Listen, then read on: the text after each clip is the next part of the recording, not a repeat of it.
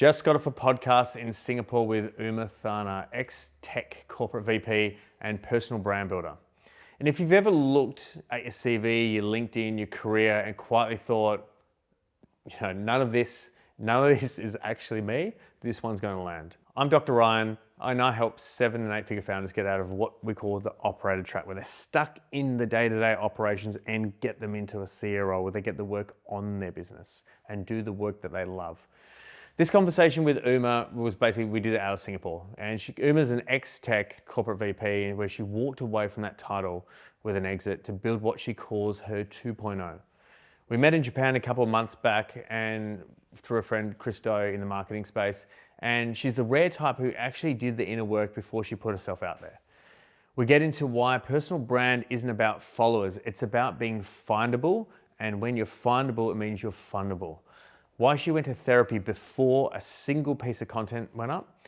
And she spoke about the Hoffman process and the 4 parts of self, the logical, emotional, body, and spiritual, and how it maps almost identically to my process I take a lot of my founders through, the body, mind, heart, spirit framework.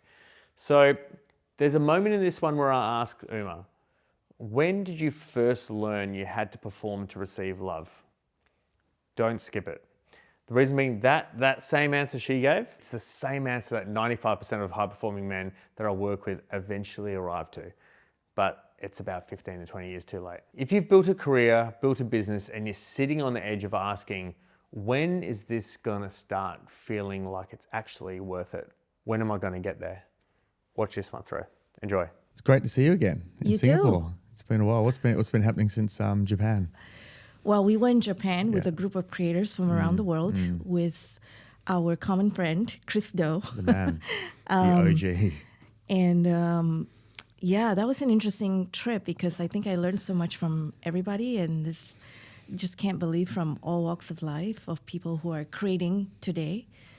And I don't know if I was like the odd one out. I think I was the oldest one there. And the one who had like very traditional corporate career. But yes, life has been good. Welcome to Singapore. Thank you. Yeah, it's I think when we met the first time was June last year at Chris's workshop. That's true. Which was very cool. So even so we obviously met through Chris doing his like personal branding sort of workshop. What was probably, now that I see that you're actually starting to lean more into personal branding, why do you see that as such an important thing? I talk a lot about socialism on your CV, and I really think that today, if people Google your name and you don't fill up at least a page of what you want to be known for, then I think it's going to be hard that you're not going to be findable. And my opinion is that if you're not findable, you're not going to be fundable. Whatever fundable means to you. And we're going to evolve so quickly now. Like I just saw this video from Gary Vee talking about how Google replaced the yellow pages. But in the future, YouTube Shorts is going to replace Google, right? So people are going to search more and more on YouTube. So, and I think that's my number one regret in not doing this in my corporate time, is not building my own standalone brand of Uma outside of carrying a big title tied to a big company. Yeah, look, I think there's probably 2 elements to that. There's the fact that personal branding in the last couple of years, I mean, it's been around for years, but like the last couple of years, it's like huge. And now like big business individuals, they're understanding like the power of, if you actually double down and professionalize your personal brand and actually build a team and do it properly, not just dipping your toes in the water, like the optionality that you have just from the attention is dramatic. And I think that's something I think the last 3, 4, 5 years that's really happened. So, but also I think when you're more in the entrepreneurial space as opposed to corporate, you're more likely to go down that path as well, you'd say. Oh, even more important. Yeah, of course. Because you're not leaning on some big name. Correct. Right? Yeah, and I think being in corporate, there's you are not, the name. Yeah, exactly right. And I think being in corporate, your previous background, it's that there's probably not that you're doing your thing in the organisation and put organisation politics and building relationships and stuff like that. That I think it's not until people go out on their own, that they're like, all right, but I'm not working under this organization. It's like, I am the organization now. So then it's about, who am I? What do I stand for? Who I want to help? Where do I want to be spending my time? And just one of the beauties of personal branding is, one thing is people might go, oh, I'm doing it just to build business and create leads and the right people. It's like, cool, that's part of it. But I think it's an amazing personal development process in terms of understanding yourself. Yes. Because you can't build, I personally think you can't build a really strong, authentic brand without truly having to know yourself. And to know yourself, you have to do the work. Do the work. Yeah. Do the work. And I think to be at that level where people can actually connect with you properly, you're not just a character. Because people can build personal brands where they're characters, but ones that are going to actually have trust and people are going to do business with them. You have to know who you are. Yeah. Because people smell bullshit like a mile away. I like that you said that, because this is what attracted me to Chris Do in the first place. It was this one line that he said, that before you put yourself out there and even think about building your own personal brand, go to therapy. And I actually went to therapy after I left corporate. I did the Hoffman process, which in Asia is in Byron Bay. And it's a full week where you look at negative love patterns. But it was the first step in meeting myself. And I did it not because I saw this statement yet from Chris Do, but because I felt like in order to move forward and build like UMA 2.0 or whatever I wanted to call it, I needed to look back and unblock whatever it is that I was carrying with me, passed down to me. Yeah. What was the tipping point? Of that, Because it sounds like you definitely there was a point where we come to Jesus moment or whatever it was. There's probably a point that you came to go, well, obviously I'm going to go down a different path. Yeah. And there's going to be some pain and then inherently introspective work. So what sort of led you to that point? I had this idea that I have this big, ridiculous dream, okay?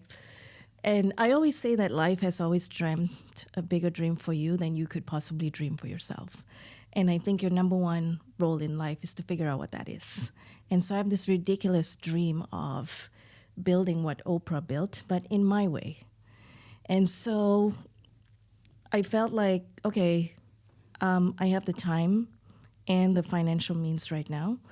And if I'm going to create, like you say, from the truest part of me, then I don't know that I'm currently in my truest form. So let me go and look at the things that I've been running away from. It's cool. And at least it's great that you had that awareness as opposed to just stepping into what would be essentially like stepping into a mask. Yeah. And I think a lot of people, you might know this from speaking to founders, that sounds like luxurious, nice to have thing to do, right? It's like, well, let's just get down to business and build it. In terms of building a personal brand? Yeah, or finding out who you are. Yeah. It's not luxurious at all. It's very yucky. It's very it's painful. It's very woo-woo stuff, or versus let's just go out and make some money. Yeah, absolutely. And that can show up. Like I think even my journey and self-awareness is such a thing that everyone thinks they're self-aware. Yeah. No one will, especially someone who's quite intelligent. Everyone, I've never met someone who says I'm not self-aware. Yeah. And then when you actually, see that process, and even if you just go through it yourself, I remember my moment was I was about 37, and I was caught in cycles of thinking and behaviors, and I was just like, what the hell's going on? I was like, I need to. There's some unconscious stuff that's governing how I'm running my life. And that's what then I went, because I did personal development, but it's more like business, personal development, the Tony Robbins, productivity, mindset, all that sort of stuff, which is great, but that's not real inner work. That's more just how to become, more your mindset and systematic and that sort of stuff. Whereas true inner work is then to start to understand, your subconscious, understand your behaviors, your overcompensations. Where does that come from? And normally that involves going way, way, way back to where it all began. Yes. From our upbringing. And then that's a process. Normally, it's not a. It's an ongoing process as well. And my first thing was like I realized I had so much. I went more down the healing path when I decided to have that moment going. There's something there. And then once I did like some somatic body work and different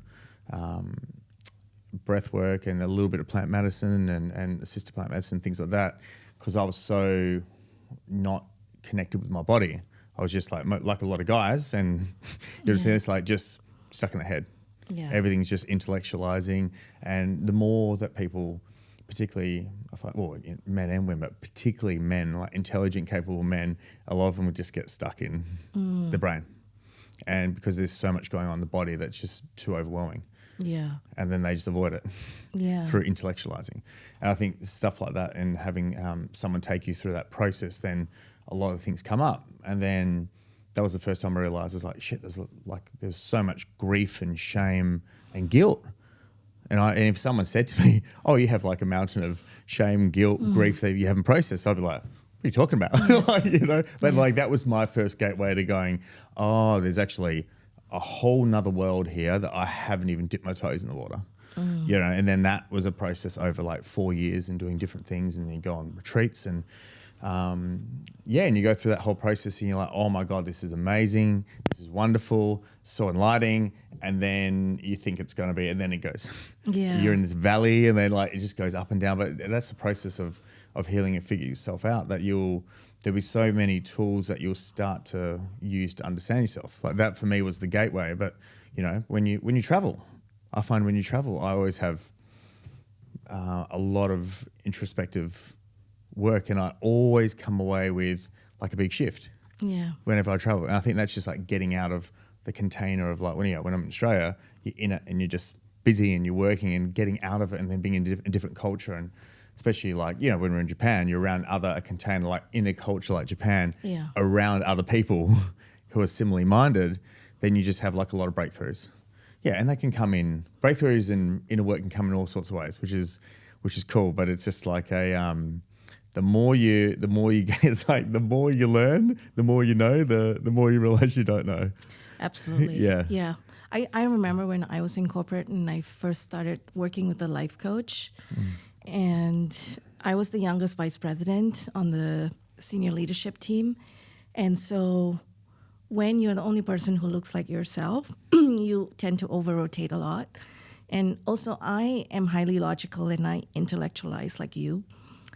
And there was this person on my team that was in operations and was really struggling. And I found it hard to support this person. And in discussions with the life coach, she said to me, maybe this is your soul friend. She's there to put a mirror to yourself. And I was like, what? This is not a friend. Like, this is a person I'm always contentious with. And it made no sense to me at all. And then as we peeled the layers, what I learned about myself in that moment was that I needed to be my best when I showed up for meetings, and I needed to be over-prepared. And I put that stress on the team. And so if they didn't meet my expectations, there was always this, for me, then they're not doing their job. And it was something I imposed because of this thing that I carried. So that for me was like a light bulb moment for me, because I had always looked at it as black and white. It's like, if this is my expectation and you don't meet it, therefore you are not a good performer. When did you learn you had to perform to receive love?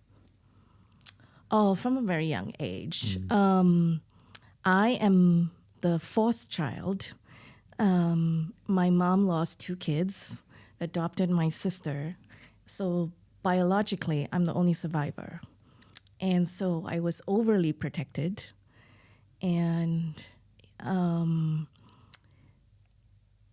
I think my parents didn't have the language for love, because it would be quite forced. For example, I remember writing a letter to my dad, and my mom would say, "You need to stand next to her and put your arm on her shoulder as you read the letter." Like, Like as a performance. yes. Yeah. Like almost like pretending there's love and empathy and all that. Like because they didn't do that when they were growing up, right? And my mom, she would almost force us to show affection to her, which I found really hard to do because I didn't agree with the way that she brought us up. And so, if you get good grades, then there's something. And if you don't get good grades, it's not going to be good. In fact, I was so hyper aware as a child. My earliest memory is I'm 5 years old, sitting on the floor, playing with my sister, and there's a helper at home. And we hear the car coming, so we know that's mom coming home from work. And I can tell from the sound of how she puts down the keys or the weight of her footsteps if it's going to be a good day or not. So as a child, I carry so many of these things. I still have it today. So it's very hard for me to shut down my mind. But yeah, I think conditional love is not uncommon. What about you? Did you grow up with? It's super common. And like, is your background Singaporean? I grew up in Malaysia. Oh, you grew up in Malaysia. So yeah, like I think one of the gifts I've had, even though I'm like a Western, like we're Irish Catholic, Aussie background, but like I have most of my friends are like some form of ethnicity. Like I'm so deeply within Asian communities and like South Americans and like Arabic and all that sort of things. I've traveled a lot to be able to understand a lot about cultures, and there's definitely a lot of similarity. My upbringing was more, when I talk about it, people they're like, your parents sound Asian. Like it was a lot of and everyone's parents do their best, but a lot of love was received through achievement. For me, that was through being good at sport. So I was like loud, big personality, and that was one of those things that I would get shamed for that, and that's one of those things. And whereas my brother was more intellectual, so he was intellectual. He received love for being smart. I received love for being like good at sports. So then my wiring was like, my performance is I have to achieve to receive love. If I don't, and with my dad, it was like. But that's just like the upbringing. Like his dad was in the front line of World War II for 5 years. Yeah. And you can imagine like that's not going to be like full of love and empathy. And he was just like, and so my granddad, I never met him, was like after the war was like insane alcoholic. Yeah, and that was a coping strategy. So my dad barely even touches a drink. He might have like a wine or a beer. So that was because he saw. So he had to deal with that. So they've never had he would never had love modeled to him. Yeah. Yeah, I mean, so and as guys, then it's like our dads, especially guys my generation, our dads it's always the same thing because I work mainly with a lot of like male high performers and founders and I always ask everyone, I'm like, what's your relationship like with your dad? Yeah. And virtually every high performing male has dad issues. Yeah. And it's not that they have a bad relationship. Yeah. It's just that they were never seen. Yeah. And it was never okay for them to be them. And they were never told you're enough. So like this unconscious like drive to become phenomenal. Yes. And then like if I become greater and achieve more and become like more and more impressive, but then subconsciously one day dad will go, I'm proud well of done, you. I'm proud of you. Not like you do something wrong, you get clipped over, called a bloody dickhead or whatever for like, if it's negative, you get told all about it. If it's positive, it's just crickets. Or like if it's positive, then it's a negative spins put on it, which is very common sort of thing. And I thought, shit, that's a bit more my upbringing. But it's like, no, this is super common. I think most high performers are driven by that. I'm not enough. I'm not worthy. I'm not lovable. And then they overcompensate by being smart, driven, great in their career, high achievers. Yeah. And the thing is, there's that transition point where you go from. There's like dark energy and dark motivation and light motivation. So the dark motivation is like shame-based, like pain, like someone told you when you're younger, oh, you never amount to nothing. It's like, I'll fucking show you, I'll never amount to nothing. And that's like a lot of like, and I had like so much of that wiring, like I'll prove you wrong, and become like more and more and more. And that's fine to come from that place of, but that's a dark fuel. And the thing is, you hit a point where light motivation is more like love, connection, purpose, authenticity, having a mission bigger than yourself. And the thing is, you don't want to be driven, like I think pain's an amazing motivator. Yes. For change. Like pain's amazing, but you don't want to be driven by pain for 40, 50, 60 years. Because anyone who's driven by pain, they're going to be fueled by like self-punishment. And I'm not sure if you've and like the way that they speak to themselves, most high performers have a very abusive inner critic.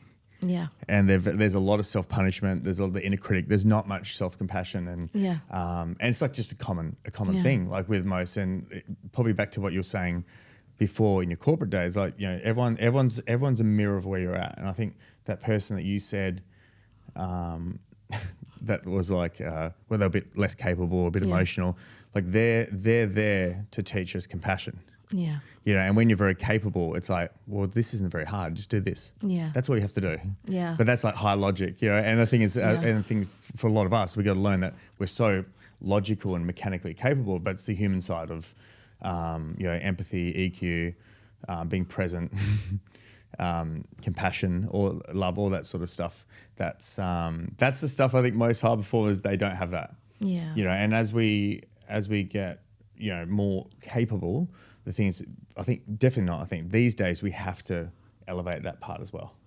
And that's where the inner work comes from, because we're not innately taught that stuff. Yeah. Like with your upbringing, my upbringing, I didn't see like all this like love and presence and connection and all this sort of stuff. It's just like, that wasn't a thing. Yeah. It's not a thing. So you have to go on your own journey to learn that sort of stuff. And it starts with yourself. And I've no doubt if you truly asked where you were back then, there probably this woman would have been a mirror for your lack of compassion to yourself. Oh, yes.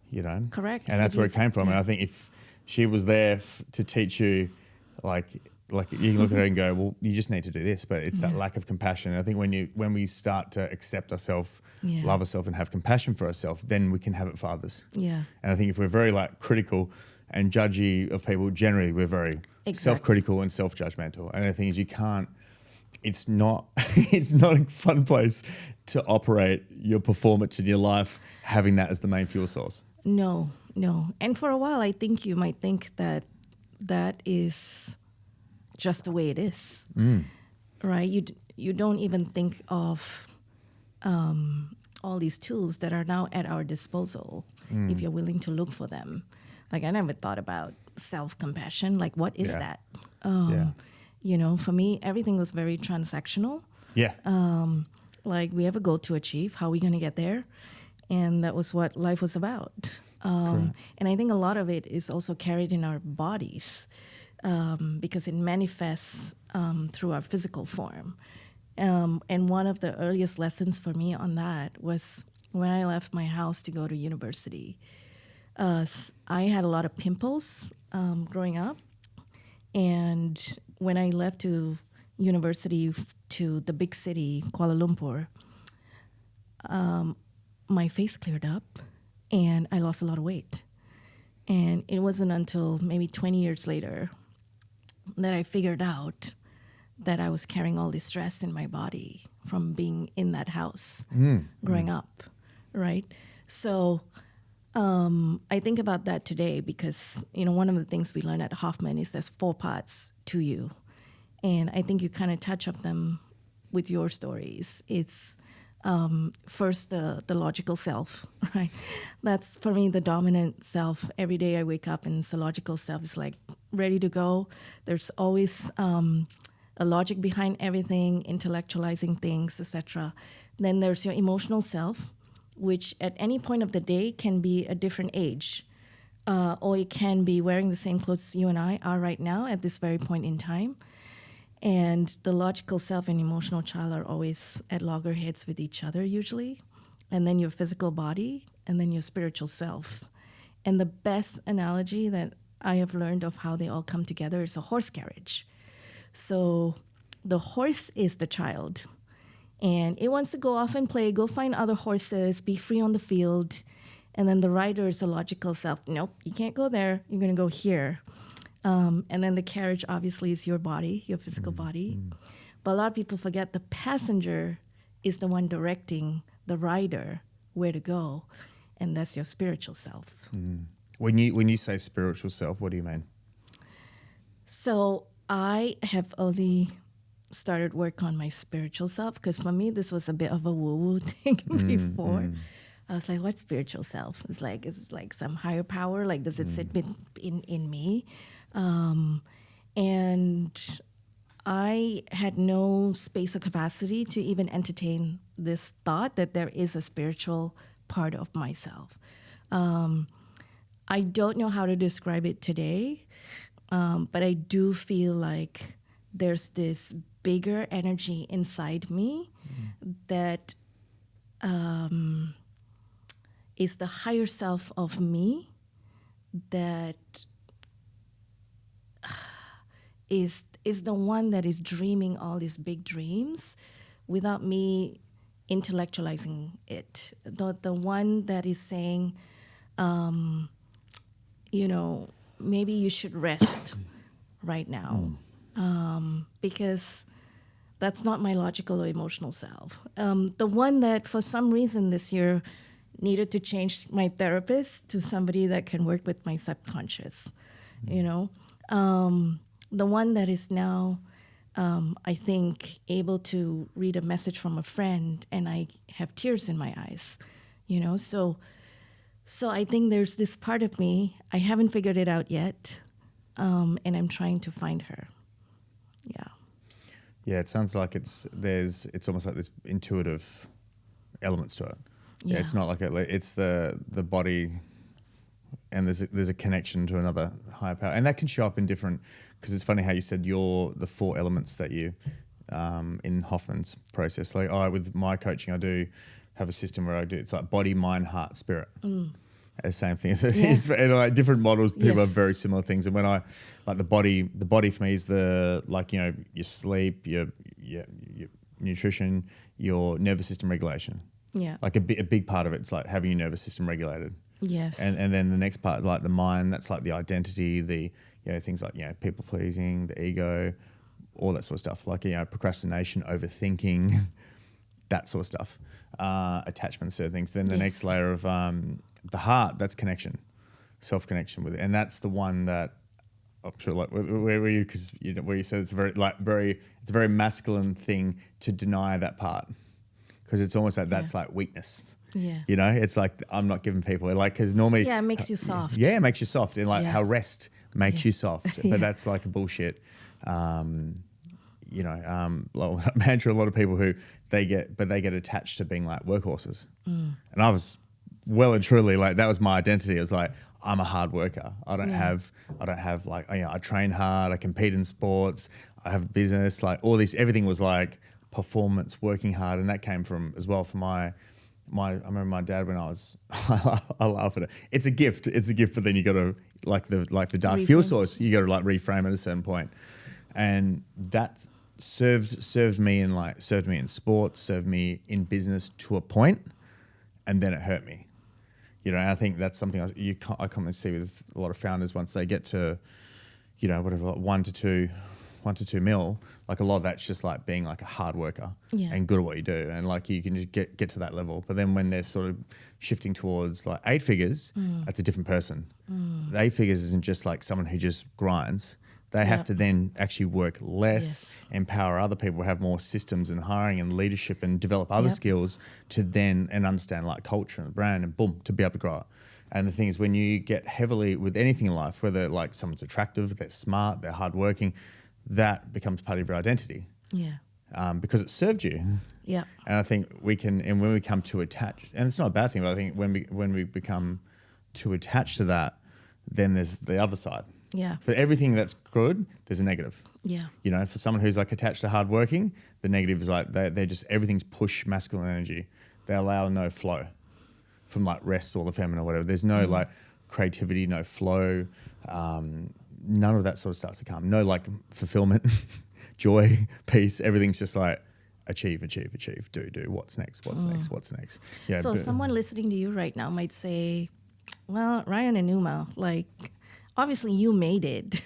And it served you. I wouldn't say that. Like, It's a process. It's a process. It's a for process. part one, the first mountain. Okay, right? the first mountain. The yeah. first mountain Yeah. we made it, right? Yeah. So sounds like it served you well. So what's the big deal, In terms of right? In terms of why should I even look at this second mountain and look at myself and figure out who I am, my identity, not tied to all of this, because for me, this is the definition of success, you know, having done all these amazing things, right? Because I think whatever challenges you and I had got us to where we were. correct. Yeah. 100%. Yeah. So someone might be listening and go, well, that's great. I want that. Yeah, and it's very interesting. It's almost like there's always like you have to have a sufficient amount of trauma to get to that Yes. point. You know, and if you're just like so aware at a young age, Yeah. I've thought about that as well. Like how you almost have to do like 10, 15 years of just like just grind and becoming that person and like almost overshooting and messing yourself up in certain ways to then be able to repivot and then go inward. And I think like because you get there's so much good stuff that comes from that. Yeah. You know, like everything you've built, like in your career, Yes. and all these sort of things. Like they're amazing, but it's just yet again, it's the over-indexing on that. Yeah. It's being like that is me. That is, and the problem is that because that isn't us. Yeah. You know, it's the result of things that we do. You know, and that's all like external. That's our external, which is great. Yeah. We're all like achieving and building things and doing stuff, but like the inner validation is the stuff that doesn't get enough airtime. Yeah. You know, especially like I speak to a lot of guys and they're like, it's funny, like there's so much gold within us that we don't see. Yeah. Like, the human stuff, it's not you're smart, you're good at businesses, you do, what people normally think, I have to be, it's all the achieving things. Yeah. That's why people want to hang around. It's like, not the real people. Real people, the people who are genuine don't hang around. They'd probably respect it and admire it, and it's a bonus. Yeah. But I always ask, like, to understand like what your own inner value is, like ask your friend, like, why are you mates with me? Yes. Why are you friends with me? I love that question. Yeah. Why are we friends? Why are we friends? And I'm not going to go, because you're great at building businesses. Yeah. If it's your true friend, they're not. Yes. If it's someone who's transactional, then Yes. they're there for that. But someone who's not, and stuff will come up like, you listen, you're reliable, you're honest, you're generous, you're funny, you're whatever it is. And it's all these things that we don't associate like much value with them because they're not, those things, one, they're non-tangible. Yes. They're not, there's not metrics, there's no you can't logic. see or touch. You can't see it. A car, a house, right? The bank account. Yeah, you can't be really good at it. It's like it's very non-tangible. Yeah. It's like Yeah. like you're very loving, you're very kind. Yeah. It can be like some people there is, but still it's a very non-tangible sort of thing. But that's the stuff that when people actually see that and embrace that within themselves, and they almost just dismiss it, that can start to be the process of like and self-acceptance and things like that,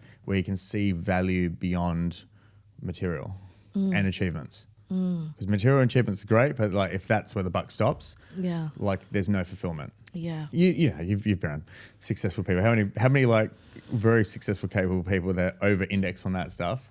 And if you actually sat down with them and went, all right, how's your relationship? Yeah. How are the kids going? Yes. And they're like, Yeah. terrible. You know what I mean? And it's like, are you genuinely happy with how life played out? I think if you got them in moments, they'd probably be like, what's a regret you'd have? I'm sure they'd probably go, I wish I didn't either work so hard. I wish I focused on some other things. Yeah.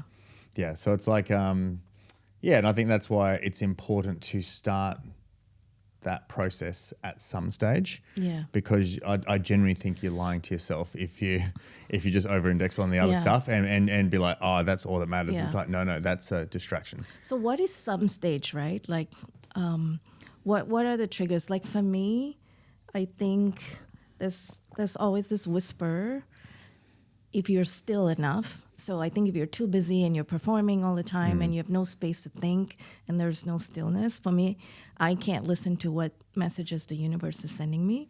And When you're still? When I'm not still. When you're not still, yeah. When I'm just running and going and Sure. performing and, firefighting, whatever, fight or flight, right? But if I'm still enough, I can hear like these voices speaking to me.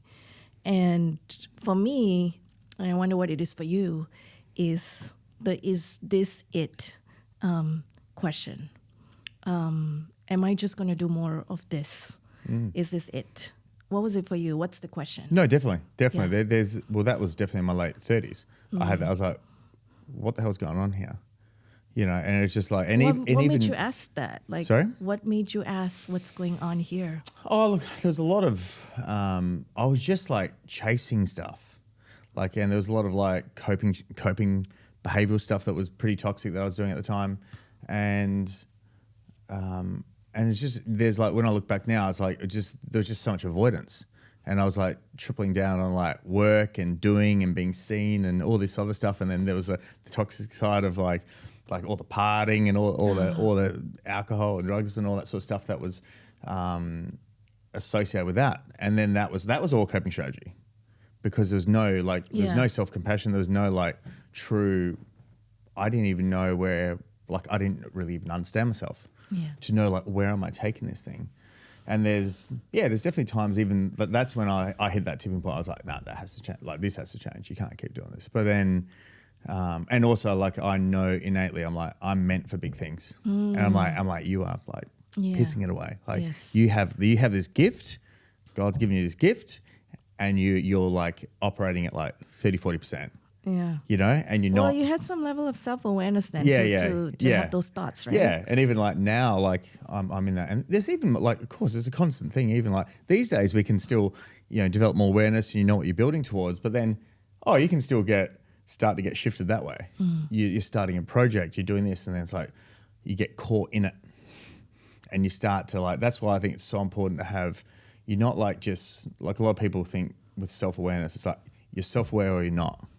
It's like this binary. It's like no. It's a spectrum, and even as you do get more self-aware, you'll fall into different ways, overworking or doing things and you're not connecting with really what you're doing, and you just get caught in it for a bit. Then you go and then you have more tools to catch yourself out of it, and then focus. Like for me, my thing was always overwork, isolation, or like not like really going into like my social connections.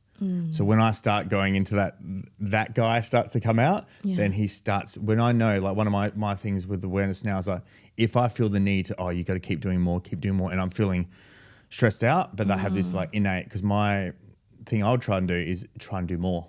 When I'm stressed out, it's like, I'll try something new.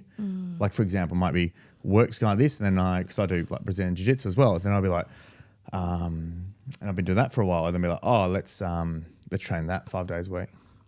Or let's go do some fitness thing, and then try and do something else in conjunction with. So it's like my toxic pattern was like, instead of like, now I know it's like, as those feelings come up, hit the pause button. Yeah. You need to hit the pause button. You need to slow back. If I feel like I'm innately like, I want to do another course. I want to do this. I want to do more. It's like I'm actually getting distracted from what I'm supposed to be dealing with. And that's just something now that I know when I do catch myself starting to go down that path, hit the pause button. And when you hit the pause button and you go, this doesn't matter, that doesn't matter, that doesn't matter. Focus again on your 8 hours sleep. Yeah. Catch up with some of your friends. Like, stop trying to do 43 different things and just focus on what's the main things that are going to move the needle. Have some boundaries around like your work and all that sort of stuff. And then you start to come good again. Yeah. But if you don't have that, you just keep, and I'm sure there's like a lot of people, they're just like, when it gets hard, they just do that. They just like double down on achieving and doing. Yeah. And that's their way of like getting a sense of worth. Yeah. And I think that's an important reminder for everybody, is that you are never consistently having that perfect day of balance. Yeah. Right? You might have a day where you go, oh my gosh, that was like a great day. I was so well balanced. I had no triggers, I did everything I wanted to do. I gave time to the things that mattered to me, et cetera, et cetera.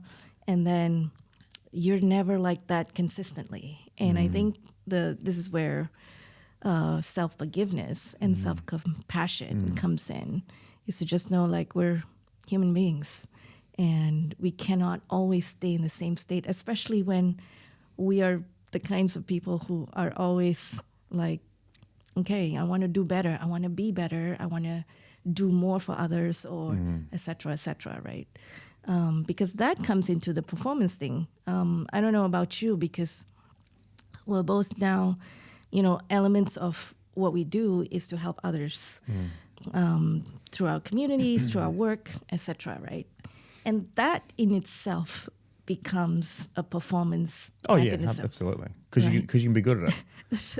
Anything you can get good at Yeah. can become a performance. So, and I think this is a trap, because you feel like, well, hang on a minute, I'm giving my time to help other people, so shouldn't I be doing more of this? And I guess it goes back to why you're doing it. Yeah. Are you doing it for contribution, or are you doing it for like acceptance Yeah. and to be seen? And Yeah. and the only people, I mean, you can probably see with some people where they're coming from, and sometimes there's a bit of both. Yeah. There's a bit of both, There's like they're generally people want to do things. I've caught myself like, you want to do things for others, and you have that contribution and that element that you're doing it for. But then there's the other element, and it feels nice to help people. But then there's also the other element. It's like it's nice to be seen Yeah. a certain way as well. Yeah. Because that's another innate thing as humans. We want to be seen. We want to be felt. We want to Heard. be heard. Yeah. And any time, and that's normally what comes from the same thing. Like our childhood, we felt like we weren't seen, and especially if you're getting into, like I've got a theory with, like in Australia, there's a thing called tall poppy syndrome. Oh, yes. Have you heard of that? Yes. Do they have that here in Singapore? We don't call it that, but yeah. Like crabs in a bucket, or there's other things Sure, like that. yeah. Yeah. So basically, when people are non-conventional and they start like standing out and Yes. achieving, you could be a great performer. You could be a Yes. bit louder. It could be the way that someone Yeah. dresses. Yeah. Someone might have a certain color, or like whatever it is. And there's this like innate thing in Australia to try and just cut them down. Yeah. So when Yeah. you're doing things like, and I've very much experienced this doing content. Having my chiro business, it wasn't like a big thing, because it's like a chiro business is very like conventional. Yeah. It doesn't, it's like, it doesn't. But if you're trying to be like content creator, it's like, what the Yes. hell is that? Yes. Yes. What do you think you're doing? Like, Yeah. who you think you're, and then You're it's so like, full of oh yourself. yeah, who you think? You think you're Joe Rogan? You're some little TikToker, or like, it's like, that's the thing. And I looked at it, I was like, and now that like I go into more into understanding people's psychology and projection, and I'm like, I actually got a theory why people get so triggered. It's one, there's the perception that you're being seen. That's one of it. And that you're getting validated. And they want that. And they're not getting it. It's like someone who goes off and starts a business, Yeah. and then the person who's an employee starts chirping them off. Because like they'd be, and there's the other part is there's courage to show up. Like, courage to stop your job and start a business. Courage to show up on camera and try and build a personal brand. Especially when we suck when we first start doing it. Yes. Because it's like the learning curve is like, we all suck when we start. Oh, yes. We all can't be Christo, and you have some people like will have like, they're innately more charismatic and they'll be better, but in the end, it's like, we all start a YouTube channel. You got to start at zero. Yep. And it's unless you're pre-existingly like famous, and then you come into like that platform. If you're just a regular, regular people, it's like it's a grind, and you do not get rewarded. Your skill level is very low. It's hard work, all that, and to get to that point where there's that almost that hockey stick inflection, like that takes years and years and years and years to get to that point. And it's almost like in Australia we have when people are starting that, like people give them a hard time, like laugh at them, and then they start making a bit of inroads, and then it starts triggering them. They go from being a joke to then they start pissing people off.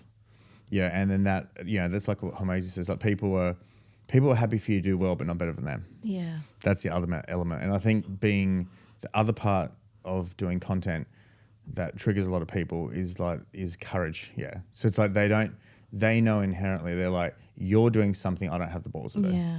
It's like you're being seen and you're demonstrating courage. And that's something within them that they're not at peace with. Because if they were like at peace with that with themselves, they'd be like, cool. Yeah. Like, go do your content. Yeah. Or they'd be good on you, or they'd be like, who cares? But they'd be at peace. And I think that's something that, going back to triggers and being reactive, like whenever we're all going to get triggered and reactive over different things, but it's another tool that gives us feedback to go, all right, what's happening here? What is unresolved within me that this is demonstrating? Yeah. And it's funny, I had and this was one of my things that started to reveal when I started doing a lot more work on myself. And because for me, one of the biggest things was like being a performer, a hardworking, like the performance mask and being seen as a hard worker. Yeah. Like I was just so attached to that. And then like, I remember like as I started cutting back my clinical hours as a chiro, because I was like, I want to cut it back, build my personal brand, build the chiro business, just hire more staff and build, because I've just done that season of seeing a lot of clients, Yeah. you know, and I was just transitioning. And then as I was doing that, I was getting like a lot of like comments and people like, oh yeah, this and that. And or when I'd go away overseas and travel and I'd do like filming and I'd do different things, like the comments like, oh yeah, it must be nice. Oh, Mr. like part-time, oh, where you off to now? And all like that tone and that energy. And I was like, where's this coming from? Yeah. Like I'm just trying to like have a crack, you know, and do things. But then I'd get caught in justification. Right. And you start explaining yourself. if you start ever getting caught in justifying anything, it's like you're not at peace with whatever it is. Yeah. And it's like, and it wasn't until like later on, I remember I had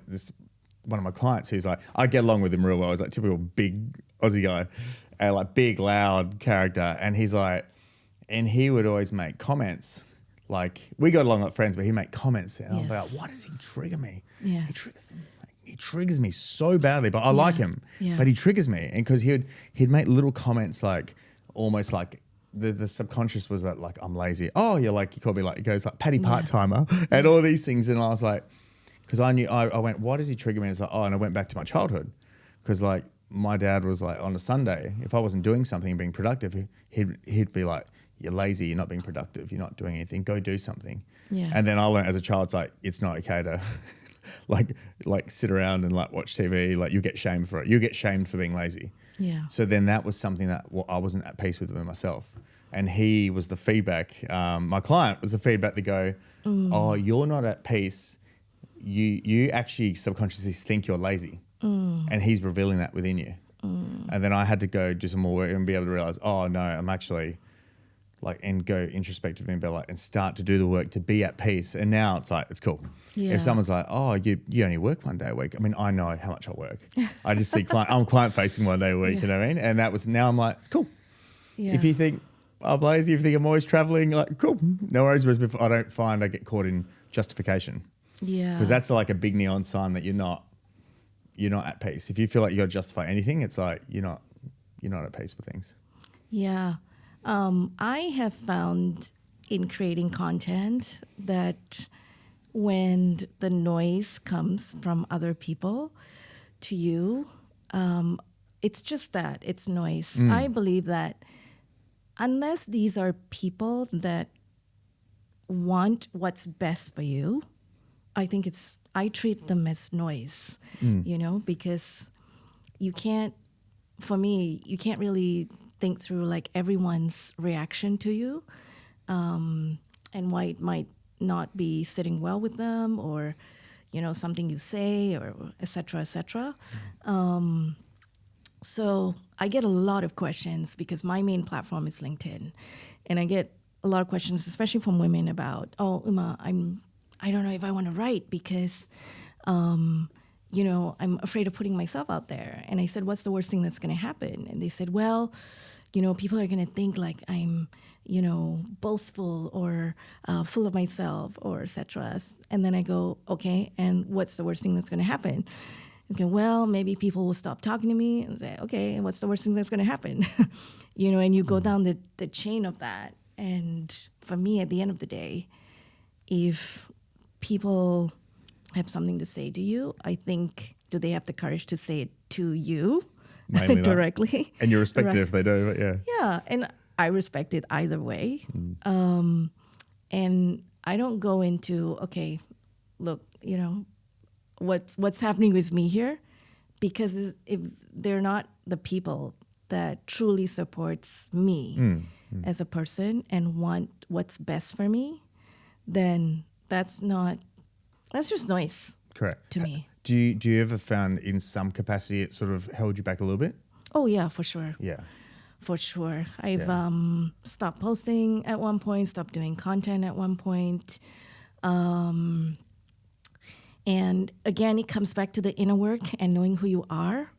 I'm still on that journey. I haven't figured out who I am, but a big part of that work kind of helped in that, why am I doing this in the first place? And I've spent so much, majority of my 48 years, not being full of myself. In fact, being so little of myself that when people say I'm full of myself, I'm go, damn right. I am full of myself now. And I'm very comfortable with it. If that triggers you in some shape or form, then it's not for me to address. Yeah. It's really for you to Correct. address. And Yeah. I'm happy to have a conversation about it. And you're not responsible for other people's emotions.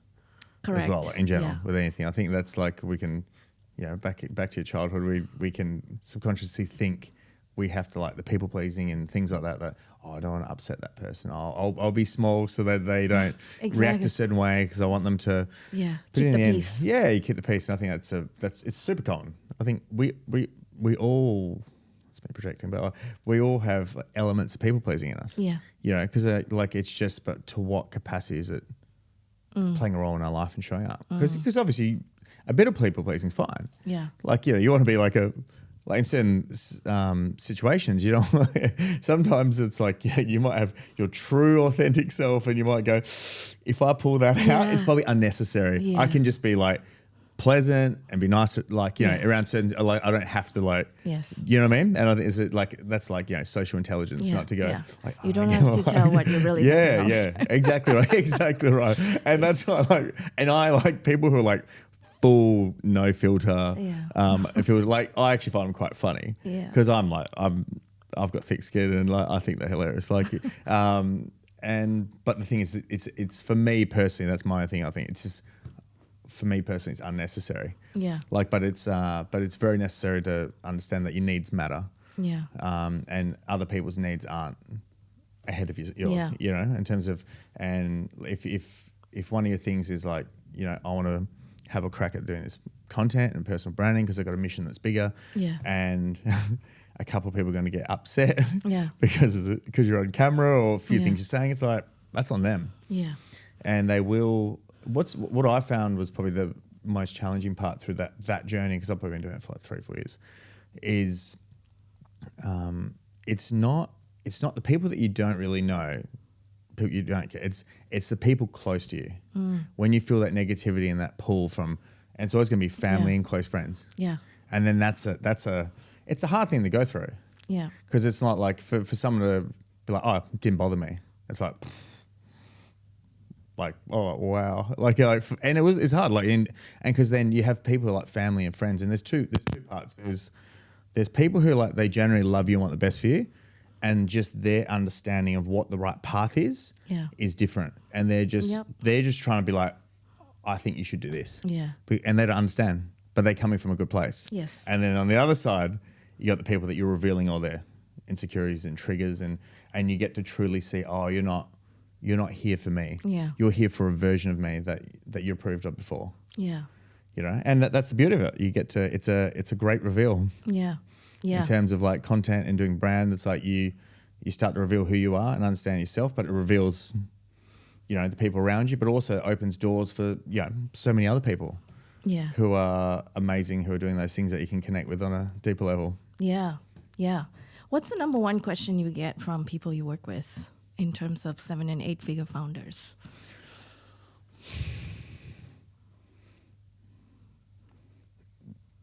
The number one is that they think that they don't have time to be fulfilled or happy. They have like a destination happiness, destination fulfillment. Yeah, that's almost how that can show up. I mean, that can, I talk about burnout a lot. Yeah. Burnout's a symptom of being out of alignment, because a lot of work that I'll do will be to help founders identify blind spots where they're out of alignment in their life. And they'll show up in different ways. And we've spoke about many of them already, like conditioning, comparison, fear of other people's judgment, like all these sort of things, and the overcompensate, like performance mask, authentic. These are all like things that you just have to like unpack with people. But like, I think the big thing is they believe that they have to be performing, and their self-worth. If they're not performing, they're almost on this treadmill of having to like do, and you can start to see the wheels are coming off. because there's business, there's family, and health and relationships, and then they just get so stretched, and they're just like the biggest problem is that I think they want to grow, but they're scared of what growth looks like because they're like, this is I'm pretty stretched. Yeah. Like they're like, I'm stretched now. They're like, my fitness has gone down. My the weight's starting to come on. Like it's not coming off like how it used to. And then like they can feel there, because I do a lot of work with predominantly guys who are like 30 to 45. That's probably most of the people that I work with, who are probably like 5 to 15 years in their entrepreneurial journey, and they sort of get to a point where all those, like we said, all those things that serve them to a point start punishing them. The fact that I'm a hard worker, I have to be good at this. Rest, that's for weakness. I have to do all these things, and it's like, who said you have to do it? It's like you've just told yourself this bullshit story that you have to do it. How about you cut some of those things out, start doing some things for you. They think that it's almost like sometimes it's selfish to do things for them. And in particular, the ones with families, because they're like, I got to show up as a business guy. Especially if they're the provider. Yeah, correct. Yeah. And show up as the business guy and the dad. And you see them and they're just like, life's, and they're just that real, and they love, I can tell like they love being dads, but then like it bleeds into the relationship. And then they're just not present. They're like very like chaotic, and their energy's not good and starting to burn out and that sort of thing. So I think they haven't truly accepted themselves. And so what's the first step that you recommend they do? The first step is to focus, like with my system, is to focus on the body first. That's the first step. You can do like identity work and heart connection, spiritual work. But the problem is when you're in a dysregulated state, you got to focus on the body. That's the first, that's the foundation. So this is mindfulness, meditation. It can be, Anything related to your nervous system? Correct, yeah. So it's like, and what are the things that are going to move the needle the most? It's like sleep, consistent, like quality, quantity, and consistency. And when a lot of founders are 7-8 figures, you go, how much are you sleeping? Yeah, no, pretty good. I go, how much are you sleeping? They're like, like 6. 6 hours, and you're like, that's not when you. That's just time in bed. Yeah, correct. Yes, correct. That's the other thing is like, and I used to be the same. I used to be like, I sleep 7 hours a night. And then once I actually tracked it, I was like, oh no, I sleep 6 hours, 10 minutes. It's time in bed. Correct. And doing things like having your phone in bed, not a good wind down routine. So like a lot of the foundational stuff is getting your nervous system in a regulated state. So sleep is going to be the cornerstone of that. And then there's the old, I don't have time for that. It's like, you got to make time. And we're all very inefficient. If you audit someone ruthlessly and in their whole day, go, well, how much time do you spend on the phone? Hours. Hours. You know what I mean? There's like some of the highest performers in the world, they're sleeping 8 hours. 9 hours. There's time. It's just what do you do when you're awake? So that's part of it. Things like mindfulness, definitely like breath work, having like breath practices like box breathing, like things like that. Like just even with breathing in general, when you're breathing through the nose, it activates the parasympathetic or the rest and digest system. Breathing through the mouth is sympathetic. Naturally, how do most people breathe? Mouth. Mouth. That's And then do they breathe through the diaphragm? No. So they're mouth breathing. And they're using all accessory muscles. So it's all like scalenes, pecs, traps, mouth breathing. And the thing is, when that happens, it put your body into like a low grade sympathetic activation. So low grade chronic stress. So and when you're sleeping, if you're mouth breathing, which is most of them, then it's almost like when you're sleeping and recovering. If you're mouth breathing, then you begin put into a stress state. So you're not properly recovering. So that's where like focusing on like optimize is like your breathing, having breath practices, your sleep. But the other thing is then it's looking at things that have intensity. And then because that's the first part. Then I'll do like an intensity audit with people, because this is like I made this mistake, and it wasn't until I did this breath science certification with this PhD dude who's one of my mates, and I learned so much. And this was even after being a chiropractor for 15 years.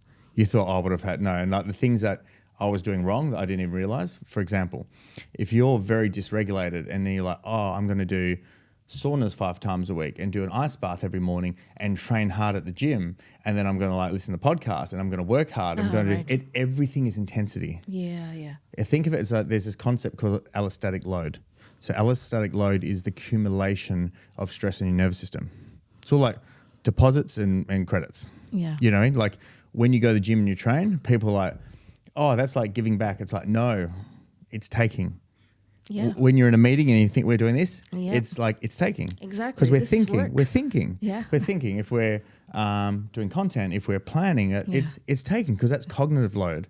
People get caught in this, oh, it's like physical. It's like, yeah, there's physical, but there's cognitive Yeah. as well. And doing things like saunas, ice bath, and they're like, oh, that's actually good for recovery. It's like, it's nuanced. Yeah. If you're pretty burnt out and you're dysregulated, you don't want to be doing like heaps of saunas and heaps of ice baths. And because a lot of particularly like males, or people, high performers in general love intensity. We love dopamine. We love intensity. We love like training and working hard and achieving and doing and learning and all that sort of stuff. But Ticking the box. yeah, but that's all like allostatic load. And the thing is, then you hit a point. It's like, what's left? Yeah. So what gives back? It's like sleep, time in nature, rest, mindfulness, stuff like that, like connection. Yeah. That's what gives back. So it's like that has to get scheduled. Yeah. You know, so a lot of what happens is people got to audit like where they're at. And I normally do like a burnout, have some tools they do with like burnout assessment. And because a lot of people they're in burnout or heading towards it, but they're not aware because they're so like mentally strong and resilient. Like most smart founders are pretty resilient, you know, the people and they just keep going and actually works against it. Resilience is a great attribute, but that resilience starts working against them because they become chronically dysregulated. They get caught in their ego and they're not actually operating in the right way. Yeah. You know what I mean? So like a lot of it is about regulating the nervous system, reducing intensity. And then the other part of intensity, being like, look at your calendar. What can I automate, delegate? You know, there's AIs around now. Or who can I hire? What can I pay someone else to do? Yep. You know?